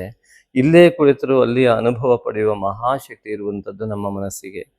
ಆ ಕಣ್ಣನ್ನು ಇಂದ್ರಿಯಗಳನ್ನೆಲ್ಲವನ್ನು ಕೂಡ ಸ್ಥಗಿತಗೊಳಿಸಿ ಆತ್ಮದ ಕಡೆಗೆ ಜಾಗೃತವಾಗುವಂತಹ ಮನಸ್ಸು ಸಂಪೂರ್ಣವಾಗಿ ಆ ಶಿವನನ್ನು ಆವರಿಸುವಂತೆ ನಾವು ಕಲ್ಪಿಸಿಕೊಂಡು ಆ ಒಂದು ಸ್ಫಟಿಕ ಲಿಂಗದ ಮೇಲೆ ತಂಪಾದ ಗಂಗಾಜಲ ಬೀಳುವಾಗ ಓಂ ನಮಃ ಶಿವಾಯ ಎನ್ನುವ ಪಂಚಾಕ್ಷರ ಜಪವನ್ನು ಮಾಡುವಾಗ ಆ ಜಪದಿಂದ ಮನಸ್ಸು ತಂಪಾಗಿ ಮಾನಸ ಸರೋವರದಂತೆ ಶಾಂತವಾದಾಗ ಸಂಪೂರ್ಣವಾದ ರವಿಗ್ರಹದ ಫಲ ಸಂಪೂರ್ಣವಾಗಿ ಲಭ್ಯವಾಗುವ ಮೂಲಕ ಪಿತೃದೋಷಾದಿಗಳ ನಿವಾರಣೆಯಾಗಿ ಪಿತೃವರ್ಗದಿಂದ ಬಂದಂತಹ ಗುರು ಆಶೀರ್ವಾದಗಳು, ಕುಲದೇವತಾ ಆರಾಧನೆಯ ಫಲ ಹಾಗೂ ನಮ್ಮ ಅನೇಕ ಜನ್ಮದ ಜ್ಞಾನದ ಫಲ ಎಲ್ಲವೂ ಕೂಡ ಲಭ್ಯವಾಗುವುದು ಆ ಒಂದು ನಿಮ್ಮ ತಪಸ್ಸಿನ ಮೂಲಕ. ಆದ್ದರಿಂದ ಇಂತಹ ಶಾಂತಯುತವಾದ ಮನಸ್ಸಿಂದ ಸಂತೋಷಯುಕ್ತವಾದಂತಹ ಆ ಒಂದು ಅತ್ಯಂತ ಸಂತೋಷವನ್ನು ಅನುಭವಿಸ್ತಾ ಆ ಒಂದು ಈಶ್ವರನ ಆ ಲಿಂಗದ ಆರಾಧನೆಯನ್ನು ಮಾನಸಿಕವಾಗಿ ಮಾನಸ ಪೂಜೆಯನ್ನು ಮಾಡಿದಾಗ ಅತ್ಯಂತ ದೊಡ್ಡ ಫಲ. ಆದ್ದರಿಂದಾಗಿ ಆ ಫಲವನ್ನು ಅನುಭವಿಸುವಂತಾಗಲಿ ನೀವು ಕೂಡ. ಈ ಒಂದು ಮಹಾಯೋಗ ಇದೆಯಲ್ಲ, ಈ ಮನಸ್ಸು, ಬುದ್ಧಿ, ಜ್ಞಾನ ಎಲ್ಲವೂ ಕೂಡ ಆತ್ಮನಲ್ಲಿ ವಿಲೀನವಾಗುವಂಥದ್ದು. ಅದು ಎಷ್ಟೋ ಜನ್ಮದಲ್ಲಿ ಸಿಗುವಂತಹ ಮಹಾಯೋಗ ಪ್ರಾಕೃತಿಕವಾಗಿ. ಈ ಪ್ರಾಕೃತಿಕವಾದ ಗ್ರಹ ವ್ಯವಸ್ಥೆಯು ನಮ್ಮ ಜೀವನ ವ್ಯವಸ್ಥೆಯ ಮಧ್ಯದಲ್ಲಿ ಹಾಸುಹೊಕ್ಕಾಗಿದೆ. ಈ ಹಿಂದೆ ಕೂಡ ಹೇಳಿದೆ. ಹಾಗಾಗಿ ಅದರ ಫಲ ಖಂಡಿತವಾಗಿ ಪ್ರತಿಯೊಬ್ಬರೂ ಪಡೆಯೋದಕ್ಕೆ ಸಾಧ್ಯ ಇದೆ. ಅಮಾವಾಸ್ಯೆ ದಿನ ರಾತ್ರಿ ಕೂಡ ಅತ್ಯಂತ ಭಕ್ತಿಯುಕ್ತವಾಗಿ ನಾಗಶಕ್ತಿ ವಿನಾಯಕನ ಮಾನಸ ಪೂಜಾರಾಧನೆಯನ್ನು ಮಾಡಿಕೊಂಡು ಮುಂದಿನ ಹಂತದ ಆರಾಧನೆಯನ್ನು ಕಷ್ಟಪಟ್ಟು ಮಾಡಿ ಅನೇಕ ಸಾಧಕರಿದ್ದಾರೆ. ಆ ಸಾಧಕತನ ಸುಮ್ಮನೆ ಬರೋದಿಲ್ಲ, ಇಂತಹ ಜ್ಞಾನಗಳಿಂದ ಬರುತ್ತೆ. ಅಂತಹ ಸಾಧಕತ್ವ ನಿಮಗೂ ಕೂಡ ಉಂಟಾಗಲಿ. ಅದೇ ರೀತಿಯಾಗಿ ಈ ಒಂದು ರಾಶಿಯ ದ್ವಿತೀಯಾಧಿಪತಿ ಆದಂಥವನು ಕೂಡ ಭಾಗ್ಯದಲ್ಲಿ ಕುಲದೇವತಾ ಸ್ಥಾನದ ಆರಾಧನೆಯು ಕೂಡ ನಂತರದಲ್ಲಿ ರವಿಯ ನಂತರದಲ್ಲಿ ಆಂಜನೇಯನು ಕೂಡ ಧ್ಯಾನಾಸಕ್ತನಾದಂಥ ಆಂಜನೇಯನ ಧ್ಯಾನ ಮಾಡ್ತಾರೆ. ಓಂಕಾರದ ಧ್ಯಾನದಲ್ಲಿರುವಂಥವನು ಆ ಆಂಜನೇಯ, ಅವನ ಧ್ಯಾನವನ್ನು ನೀವು ಕೂಡ ಮಾಡ್ತಾ ಬನ್ನಿ. ಅಲ್ಲಿ ಅಂಜನಾ ಗರ್ಭ ಸಂಭೂತಂ ಒಂದೇ ಕೇಸರಿ ನಂದನಂ ಧ್ಯಾನಾಸಕ್ತಂ ಮಹಾವೀರಂ ರಾಮಭಕ್ತಂ ನಮಾಮ್ಯಹಂ. ಅಹಂಕಾರ ನಿರ್ಮೂಲನೆಯನ್ನಾಗುವುದಕ್ಕಾಗಿ ಈ ಬುಧ ಗ್ರಹದ ತತ್ವ ಜಾಗೃತಕ್ಕಾಗಿ ಆ ಒಂದು ಆಂಜನೇಯನ ಆರಾಧನೆ ಅತ್ಯಂತ ಮುಖ್ಯ. ಭಕ್ತಿ ಭಾವನೆ ಜಾಗೃತವಾಗುವುದಕ್ಕಾಗಿ ವಿಷ್ಣು ತತ್ವದ ಈ ಒಂದು ಬುಧಗ್ರಹ ಹೃದಯ ಭಾಗದಲ್ಲಿ ಇರುವುದರಿಂದಾಗಿ ಭಕ್ತಿ ಭಾವನೆ ಜಾಗೃತಿಗಾಗಿ ಬುಧನ ಆರಾಧನೆ ಅರ್ಥಾತ್ ಆಂಜನೇಯ ಅಥವಾ ವಿಷ್ಣುವಿನ ಆರಾಧನೆ ಅತ್ಯಂತ ಪ್ರಶಸ್ತ. ಅದೇ ರೀತಿಯಾಗಿ ಇಲ್ಲಿ ಗುರುವು, ಬುಧನು, ರವಿಯು ನಮ್ಮ ಒಂದು ದೃಷ್ಟಿಯಿಂದ ಎಲ್ಲ ವಿಷ್ಣು ತತ್ವವನ್ನು ಹೇಳ್ತಾ ಇದ್ದಾರೆ, ಇನ್ನೊಂದು ಕಡೆ ಈಶ್ವರ ತತ್ವವನ್ನು ಹೇಳ್ತಾ ಇದ್ದಾರೆ. ಈ ಎರಡೂ ತತ್ವಗಳನ್ನು ಒಳಗೊಂಡೇ ಇದೆ. ಹಾಗಾಗಿ ನಿತ್ಯವೂ ಕೂಡ ಒಂದಿಷ್ಟು ಸೃಷ್ಟಿ ಆಗ್ತಾನೆ ಇದೆ, ಎಲ್ಲ ಭಾವಗಳು ಸೃಷ್ಟಿ ಆಗ್ತದೆ. ಅದೇ ಬ್ರಹ್ಮ ತತ್ವ, ಆ ಬ್ರಹ್ಮ ವಿಷ್ಣು ಮಹೇಶ್ವರ ತತ್ವಗಳು ಸಂಪೂರ್ಣವಾಗಿ ವಿಲೀನಗೊಂಡಿದ್ದು ಭಾಗ್ಯದಲ್ಲಿ ಕರ್ತ. ಈ ಒಂದು ವೃಶ್ಚಿಕ ರಾಶಿಯವರಿಗೆ ಇದು ನಿಮ್ಮ ಭಾಗ್ಯ, ದಯವಿಟ್ಟು ಉಪಯೋಗಿಸ್ಕೊಳ್ಳಿ. ಆದ್ದರಿಂದ ಈ ಕೇತು ಬಾಧೆಯನ್ನು ನಿವಾರಿಸಿಕೊಂಡ ನೀವು ಖಂಡಿತ ನಿಮ್ಮ ಜೀವನದಲ್ಲಿ ಯಶಸ್ಸನ್ನು ಪಡಿತೀರಾ. ಇನ್ನು ದ್ವಿತೀಯದಲ್ಲಿ ಆ ಒಂದು ರವಿ ಕುಜನ ದೃಷ್ಟಿ ಇರುವಂಥದ್ದು ದ್ವಿತೀಯದಲ್ಲಿ ಅತ್ಯಂತ ಉತ್ತಮವಾಗಿದೆ.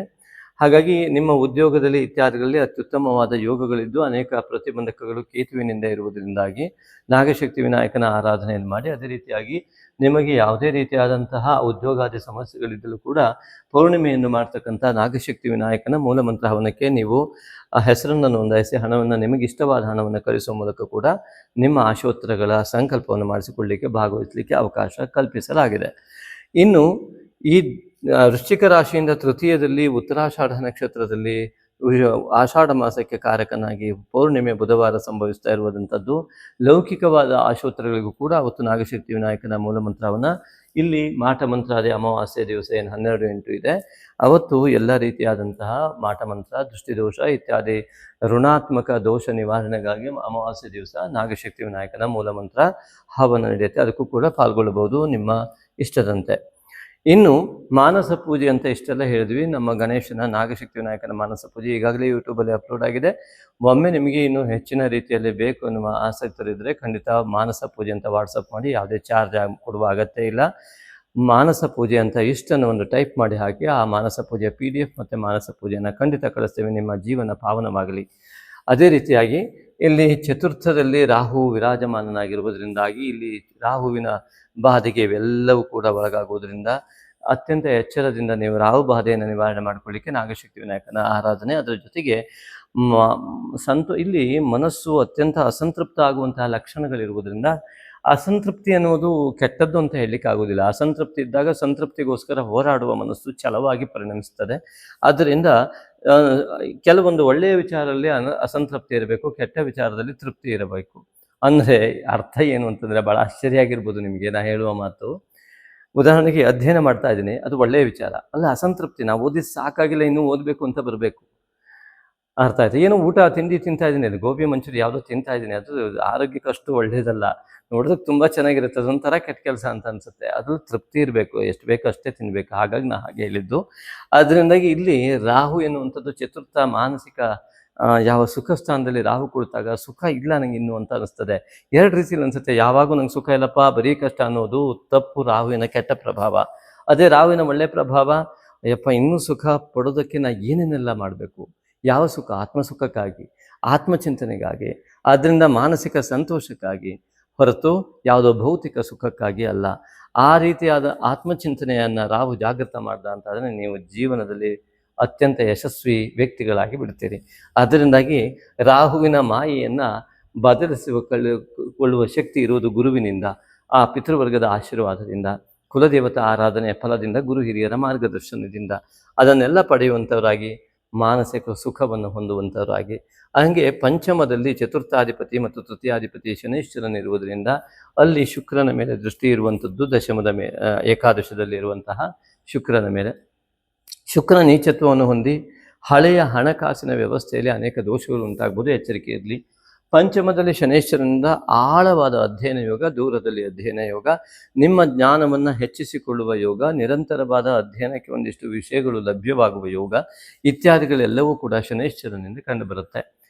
ವಿದ್ಯಾಸ್ಥಾನದಲ್ಲಿ ಇರುವಂತಹ ಜ್ಞಾನ ಕ್ಷೇತ್ರದಲ್ಲಿ ಇರತಕ್ಕಂತಹ ಶನೈಶ್ವರನು ಅಹಂಕಾರವನ್ನು ಮುರಿಯುವುದಕ್ಕಾಗಿ ಏನೆಲ್ಲ ಬೇಕೋ ಅದನ್ನೆಲ್ಲ ಮಾಡುವ ಸಾಧ್ಯತೆಗಳು ಅನೇಕರಿಗೆ ಪಂಚಮ ಶನಿಯಿಂದ ಲಭ್ಯವಾಗುತ್ತೆ.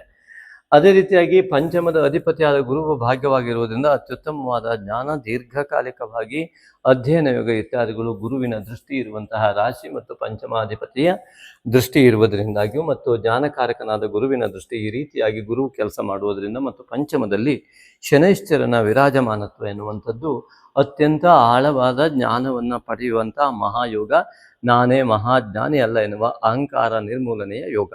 ಅದರಿಂದಾಗಿ ಅತ್ಯುತ್ತಮವಾದ ಜ್ಞಾನ ಯೋಗ ಉಂಟಾಗುತ್ತೆ. ಇನ್ನು ಮೇಷರಾಶಿ 6ನೇ ಮನೆಯದಾಗಿ ಅಷ್ಟಮಕ್ಕೆ ಅವರಿಂದ ಶತ್ರುಬಾಧಾ ನಿವಾರಣೆ ಇತ್ಯಾದಿಗಳಿದ್ದಾಗ ಮತ್ತು ವಿಶೇಷವಾಗಿ ಇಲ್ಲಿ ನಾವು ಉಲ್ಲೇಖಿಸಿದ್ದೇವೆ 15/7/26 ಯಾವಾಗ ಆಷಾಢ ಮಾಸ ಪ್ರಾರಂಭವಾಗುವ ದಿನ ಗುರು ಮತ್ತು ಚಂದ್ರ ಎರಡೂ ಏಕರೇಖತ್ವದಲ್ಲಿ ಪುಷ್ಯ ನಕ್ಷತ್ರದ 2ನೇ ಚರಣದಲ್ಲಿ ಇರುವುದರಿಂದ ಅದು ಒಂದು ನಿಮ್ಮ ಸಾಧನೆಯ ಮಹಾಬಲವಾಗ್ಬೋದು. ಆ ದಿವಸ ನಿಮ್ಮ ಅನುಷ್ಠಾನ ಬಹಳ ಮುಖ್ಯ ಅನ್ನೋದನ್ನು ಮರಿಬೇಡಿ. ಹಾಗೆ ಇನ್ನು ಸಪ್ತಮದ ಅಧಿಪತಿ ಅಂತಹ ಶುಕ್ರನು ಏಕಾದಶದಲ್ಲಿ ನೀಚತ್ವವನ್ನು ಹೊಂದುವುದರಿಂದ ಹೆಂಡತಿಯ ಆರೋಗ್ಯ ಅಥವಾ ಸಂಗಾತಿಯ ಅನಾರೋಗ್ಯ ಇತ್ಯಾದಿಗಳಿಂದ ಆಸ್ಪತ್ರೆಗೆ ಖರ್ಚು ಹೆಚ್ಚಾಗ್ಬೋದು. ಅದರ ಬಗ್ಗೆ ಹೆಚ್ಚಿಗೆ ಗಮನ ಕೊಡಿ. ದಯವಿಟ್ಟು ನೀರು ಇತ್ಯಾದಿಗಳ ಉತ್ತಮವಾದ ನೀರನ್ನು ಈಗ ಒಂದು ಪ್ರಕೃತಿಯ ಬದಲಾವಣೆ ಆದಾಗಿಂದ ನೀರಿನ ವ್ಯತ್ಯಾಸ ಕೂಡ ಉಂಟಾಗುವಂಥದ್ದು ಲಕ್ಷಣಗಳು ಉಂಟಾಗಿರುತ್ತೆ. ಅದರಿಂದ ಅನಾರೋಗ್ಯ ಆಗುವುದನ್ನು ಗಮನಿಸಿ ಉತ್ತಮವಾದ ಜಲವನ್ನು ನೀವು ಸೇವಿಸುವಂಥದ್ದು ಇತ್ಯಾದಿಗಳನ್ನು ಮಾಡಿ ನಿಮ್ಮ ಜಾತಕದ ಆಧಾರದ ಮೇಲೆ ಅನೇಕ ವಿಚಾರಗಳನ್ನು ತಿಳಿದುಕೊಳ್ಳಿ. ಅದೇ ರೀತಿಯಾಗಿ ಏಕಾದಶಿಯಲ್ಲಿ ಶುಕ್ರ ಇರುವುದರಿಂದ ಹೆಂಡತಿ ಅಥವಾ ಸಂಗಾತಿಯಿಂದ ಬಂದ ಹಣ ಕೆಟ್ಟ ವಿಚಾರಗಳಿಗೆ ಖರ್ಚಾಗದಂತೆ ನೋಡಿಕೊಳ್ಳಿ. ಅದೇ ದೊಡ್ಡ ದೋಷ ಇಲ್ಲಿ ಕಂಡು ಬರುವಂಥದ್ದು. ಆದ್ದರಿಂದ ಅದರ ಬಗ್ಗೆ ಹೆಚ್ಚಿಗೆ ಶುಕ್ರನ ಅತಿಯಾದ ಆಸೆಗಳನ್ನು ಪಡುವಂಥದ್ದು, ಆಸೆಯ ಮೂಲಕವಾಗಿ ಮತ್ತೆ ಕಷ್ಟವನ್ನು ಪಡುವಂಥದ್ದು ಇದೆಲ್ಲ ಬೇಡ. ಆ ಸ್ವಾಭಾವಿಕವಾದ ಮನಸ್ಥಿತಿಯಿಂದ ಗಂಡ ಹೆಂಡತಿಯಲ್ಲಿ ಸಾಮರಸ್ಯತೆಯನ್ನು ಕಾಪಾಡಿಕೊಳ್ಳಿ. ಈ ಒಂದು ಪಾರ್ಟ್ನರ್ ಉದ್ಯೋಗ ಇತ್ಯಾದಿಗಳಲ್ಲಿರ್ಬೋದು ಅಥವಾ ಸಮಸ್ತ ವ್ಯವಹಾರಗಳಲ್ಲಿರ್ಬೋದು ಶುಕ್ರನ ಒಂದು ಸ್ಥಿತಿಗತ್ವ ಏಕಾದಶಿಯಲ್ಲಿ ಕಂಡುಬಂದು ಅತ್ಯಂತ ಲಾಭ ಬರ್ತದೆ ಎನ್ನುವ ಆಸೆ ಉಂಟಾಗುವಂಥ ಲಕ್ಷಣಗಳಿದ್ದು ಅಲ್ಲಿಯೇ ಮೋಸ ಹೋಗುವ ಲಕ್ಷಣಗಳು ನೀಚತ್ವದಿಂದ ಉಂಟಾಗತ್ತೆ. ಆದ್ದರಿಂದಾಗಿ ಅತ್ಯಂತ ಆಸೆ ಬೇಡ, ಅತ್ಯಂತ ಬಹಳ ಹಣ ಬರ್ತದೆ ಅನ್ನುವಂಥ ಆಸೆ ಬೇಡ. ಅದನ್ನು ನಿಯಂತ್ರಣ ಮಾಡಿಕೊಳ್ಳಿ, ಇಲ್ಲ ತುಂಬ ಕಷ್ಟಕ್ಕೆ ಒಳಗಾಗಬಹುದು. ಅದ್ರ ಬಗ್ಗೆ ಗಮನ ಕೊಡಿ. ಹಾಗೆ ಶುಕ್ರ ದಶೆಯಲ್ಲಿದ್ದೀವಿ ಅಂತ ಕೆಲವರು ಶುಕ್ರ ದಶೆಯಲ್ಲಿದ್ದರೆ ನೀಚತ್ವದ ಶುಕ್ರನಿಂದ ಎಲ್ಲ ಕಳ್ಕೊಳ್ಳುವ ಯೋಗ ಬರ್ಬೋದು, ಅವರು ಕೂಡ ಎಚ್ಚರದಿಂದ ಇರಿ.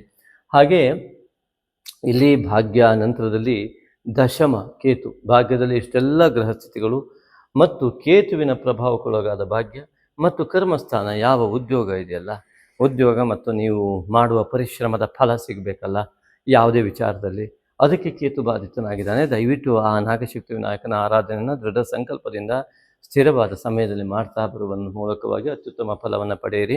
ಏಕಾದಶದ ಅಧಿಪತಿಯು ಗುರುವಿನ ಸಾಂಗತ್ಯವನ್ನು ಹೊಂದಿರುವುದರಿಂದಾಗಿ ಅತ್ಯಂತ ಲಾಭಯೋಗ ಕೂಡ ಖಂಡಿತವಾಗಿಯೂ ಇದೆ, ಅದರಲ್ಲಿ ಯಾವ ಸಂದೇಹ ಇಲ್ಲ. ಅದನ್ನು ಕೂಡ ನೀವು ಪಡೆಯುವಂಥದ್ದಾಗಿ, ಹಾಗಾಗಿ ವ್ಯಯಾಧಿಪತಿ ಶುಕ್ರ ನೀಚನಾಗಿದ್ದರಿಂದ ಕಳೆದುಕೊಳ್ಳುವ ಬಾಧೆ ಕಡಿಮೆ ಆಗುವಂಥದ್ದು ಶುಕ್ರ ಗ್ರಹದಿಂದಲೇ ಕೂಡ ಉಂಟಾಗುತ್ತದೆ. ನಿಮ್ಮ ಆ ಒಂದು ಮಾನಸಿಕವಾದಂತಹ ಬಲದ ಮೇಲೆ, ಆ ಸೂಕ್ಷ್ಮ ಶರೀರದ ಪ್ರಾಬಲ್ಯತೆ ಮೇಲೆ ಇದು ಅವಲಂಬಿತವಾಗಿದೆ. ನಿಮ್ಮ ಸಂಸ್ಕಾರ ಅದನ್ನೇ ಬರೆದಿದ್ದೀವಿ. ಒಂದೇ ರಾಶಿಯವರಾಗಿದ್ದರೂ ಸಂಸ್ಕಾರ, ಪ್ರಾದೇಶಿಕತೆ, ಕಾಲಭೇದ, ಆರಾಧನೆ ಇತ್ಯಾದಿಗಳ ಆಧಾರದ ಮೇಲೆ ವಿಭಿನ್ನ ಫಲ ಅಂತ ಬರೆದಿದ್ದೀವಿ ಅದಕ್ಕೋಸ್ಕರವಾಗಿ. ಹಾಗಾಗಿ ಎಲ್ಲ ಉತ್ತಮ ಫಲಗಳು ಮಾತ್ರ ನಿಮಗೆಲ್ಲ ಲಭ್ಯವಾಗಲಿ ಅಂತ ಶ್ರೀ ನಾಗಶಕ್ತಿ ವಿನಾಯಕನಲ್ಲಿ ಭಕ್ತಿಪೂರ್ವಕವಾಗಿ ನಾವು ಪ್ರಾರ್ಥಿಸ್ತೇವೆ. ನಮಸ್ತೆ. ಶ್ರೀ ನಾಗಶಕ್ತಿ ವಿನಾಯಕಾಯ ನಮಃ. ಶ್ರೀ ನಾಗಶಕ್ತಿ ವಿನಾಯಕ ಪರಿಹಾರಧಾಮ ಶಿವಮೊಗ್ಗ ಶಕ್ತಿಧಾಮ. ಇಲ್ಲಿ ವಿಶೇಷವಾಗಿ ನಿಮಗೊಂದು ಆಸಕ್ತರಿಗೊಂದು ಮಾಹಿತಿ. ಪ್ರತಿ ಹುಣ್ಣಿಮೆಯೆಂದು ಮಾಡುವ ನಾಗಶಕ್ತಿ ವಿನಾಯಕ ಮೂಲಮಂತ್ರ ಹವನಕ್ಕೆ ಮತ್ತು ಅಮಾವಾಸ್ಯೆಯನ್ನು ಮಾಡುವ ಶ್ರೀ ನಾಗಶಕ್ತಿ ವಿನಾಯಕ ಮೂಲಮಂತ್ರ ಹವನಕ್ಕೆ ತಮಗೆಲ್ಲರಿಗೂ ಕೂಡ ಆತ್ಮೀಯವಾದಂತಹ ಸ್ವಾಗತದೊಂದಿಗೆ ಅವಕಾಶವನ್ನು ಕೊಡ್ತಾ ಇದ್ದೇವೆ. ಮುಖ್ಯವಾಗಿ ಹುಣ್ಣಿಮೆಯೆಂದು ಯಾವುದೇ ರೀತಿಯಾದ ವ್ಯಾಪಾರ ಅಭಿವೃದ್ಧಿ ಇರಬಹುದು, ಹಣಕಾಸಿನ ತೊಂದರೆಗಳಿದ್ದಲ್ಲಿ ಇತ್ಯಾದಿಗಳಿಗಾಗಿ ವಿಶೇಷ ಸಂಕಲ್ಪವನ್ನು, ನಿಮ್ಮ ಯಾವುದೋ ಕೆಲಸದಲ್ಲಿ ಜಯ ಆಗಬೇಕು ಇತ್ಯಾದಿಗಳಿಗೋಸ್ಕರವಾಗಿ ಆವತ್ತು ಸಾಮೂಹಿಕವಾದಂತಹ ಈ ಒಂದು ಹವನವನ್ನು ನಾವು ಆಯೋಜಿಸ್ತಾ ಇರ್ತೇವೆ ಪ್ರತಿ ಹುಣ್ಣಿಮೆ ಮತ್ತು ಅಮಾವಾಸ್ಯೆ. ಅಮಾವಾಸ್ಯೆಯ ಸಂಕಲ್ಪ, ಮಾಟ ಮಂತ್ರ, ದೃಷ್ಟಿದೋಷ ಇತ್ಯಾದಿಗಳ ನಿವಾರಣೆಗಾಗಿ ನಾಗಶಕ್ತಿ ವಿನಾಯಕನ ಮೂಲಮಂತ್ರದ ಹವನವನ್ನು ಇಲ್ಲಿ ಆಯೋಜಿಸ್ತಾ ಬರ್ತಾ ಇದ್ದೇವೆ. ಇದಕ್ಕೆ ಮುಖ್ಯವಾಗಿ ತಮ್ಮ ಪಾಲ್ಗೊಳ್ಳುವಿಕೆ ಹೇಗೆ, ಅದರ ಫಲವನ್ನು ನೀವು ಪಡೆದುಕೊಳ್ಳುವುದು ಹೇಗೆ ಎನ್ನುವುದು ಅತಿ ಸುಲಭವಾದ ಮಾರ್ಗ. ನೀವು ನಿಮಗೆ ಇಷ್ಟವಾದ ಕಾಣಿಕೆಯನ್ನು ಹುಣ್ಣಿಮೆಗೋ ಅಥವಾ ಅಮಾವಾಸ್ಯೆಗೋ ಅಂತ ಮೆನ್ಷನ್ ಮಾಡಿ ಅದನ್ನು ವಾಟ್ಸಪ್ ಮಾಡುವ ಮೂಲಕವಾಗಿ ಫೋನ್ಪೇ ಅಥವಾ ಗೂಗಲ್ ಪೇಯನ್ನು ಮಾಡಿ ಅದರ ರಿಸಿಪ್ಟನ್ನು ಹಾಕಿ ನಿಮ್ಮ ಮೂಲ ಅಮಾವಾಸ್ಯೆ ಮತ್ತು ಹುಣ್ಣಿಮೆ ಈಗಾಗಲೇ ಹೇಳಿದ ಉದ್ದೇಶದಂತೆ ಆ ಉದ್ದೇಶವನ್ನು ನಮೂದಿಸಿ, ನಿಮ್ಮ ರಾಶಿ, ನಕ್ಷತ್ರ ಮತ್ತು ಉದ್ದೇಶ ಇಷ್ಟನ್ನು ನೀವು ನಮೂದಿಸಿ ನಮಗೆ ವಾಟ್ಸಪ್ ಮಾಡುವ ಮೂಲಕವಾಗಿ ನೀವು ಖಂಡಿತವಾಗಿ ಇದರಲ್ಲಿ ನಿಮಗೆ ಆ ಒಂದು ಫಲ ಸಿಗುವಂಥದ್ದಕ್ಕೆ ಭಾಗವಹಿಸಲಿಕ್ಕೆ ನಿಮಗೆ ಅವಕಾಶ. ಅದೇ ರೀತಿಯಾಗಿ ಅದರ ಪ್ರಸಾದವನ್ನು ಕೂಡ ತಲುಪಿಸುವಂತಹ ವ್ಯವಸ್ಥೆಯನ್ನು ಕೂಡ ನಾವು ಆದಷ್ಟು ಪ್ರಯತ್ನಪಟ್ಟು ಮಾಡ್ತಾ ಇದ್ದೇವೆ. ಹಾಗಾಗಿ ಅನೇಕರಿಗೆ ಈಗಾಗಲೇ ಆ ಒಂದು ವ್ಯವಸ್ಥೆಯಿಂದ ಅನುಕೂಲ ಆಗಿದೆ. ನಮ್ಮನ್ನು ಸೃಷ್ಟಿಸಿದ ದೇವರಿಗೆ ಋಣಿಯಾಗಿ ದಾನದಲ್ಲೇ ಶ್ರೇಷ್ಠವಾದ ದಾನವಾದ ಸಾತ್ವಿಕ ದಾನವನ್ನು ಮಾಡಲು ಸಹೃದಯ ಆಸಕ್ತ ದಾನಿಗಳಿಗಿದು ಪುಣ್ಯಕಾಲ. ಶ್ರೀ ನಾಗಶಕ್ತಿ ವಿನಾಯಕನ ದೇವಾಲಯ ನಿರ್ಮಾಣಕ್ಕಾಗಿ ಭಕ್ತಿ ಭಾವದಿಂದ ನೀವು ನೀಡುವ ಒಂದೊಂದು ರೂಪಾಯಿಯೂ ನಿಮ್ಮ ಅನೇಕ ತಲೆಮಾರುಗಳವರೆಗೆ ಪುಣ್ಯವನ್ನು ಪ್ರವಹಿಸುವ ದೇಣಿಗೆಯಾಗಿರುವುದು. ಈಗಾಗಲೇ ಶಿವಮೊಗ್ಗದ ಶಕ್ತಿಧಾಮ ಟೌನ್ಶಿಪ್ನಲ್ಲಿ ನಿರ್ಮಾಣ ಹಂತದಲ್ಲಿರುವ ಶ್ರೀ ನಾಗಶಕ್ತಿ ವಿನಾಯಕನ ದೇವಾಲಯಕ್ಕೆ ಸುಮಾರು 1.5 ಕೋಟಿಯಷ್ಟು ನಿರ್ಮಾಣ ವೆಚ್ಚ ತಲುಪಬಹುದೆಂದು ಅಂದಾಜಿಸಿದ್ದು, ದೈವೇಚ್ಛೆಯಂತೆ ಭಕ್ತಿಯುಕ್ತ ಮುಕ್ತ ಮನಸ್ಸಿನಿಂದ 9448507161 ಈ ನಂಬರಿಗೆ ನಿಮಗೆ ದೇವಪ್ರೇರಣೆಯಾದಷ್ಟು ದೇಣಿಗೆಯನ್ನು ಫೋನ್ಪೇ ಅಥವಾ ಗೂಗಲ್ ಪೇ ಮಾಡಿ ರಿಸಿಪ್ಟನ್ನು ವಾಟ್ಸಪ್ ಮಾಡಿ ಟೆಂಪಲ್ ಅಥವಾ ದೇವಾಲಯವೆಂದು ನಮೂದಿಸಿದಲ್ಲಿ ಸೂಕ್ತ ದೇಣಿಗೆಗೆ ವಾಟ್ಸಪ್ನಲ್ಲಿ ರಶೀದಿ ಕಳುಹಿಸಲಾಗುವುದು. ಹೆಚ್ಚಿನ ಮಾಹಿತಿಗಾಗಿ ವಾಟ್ಸಪ್ ಮೂಲಕ ಸಂಪರ್ಕಿಸಬಹುದು. ಸರ್ವೇ ಜನಾಃ ಸುಖಿನೋ ಭವಂತು.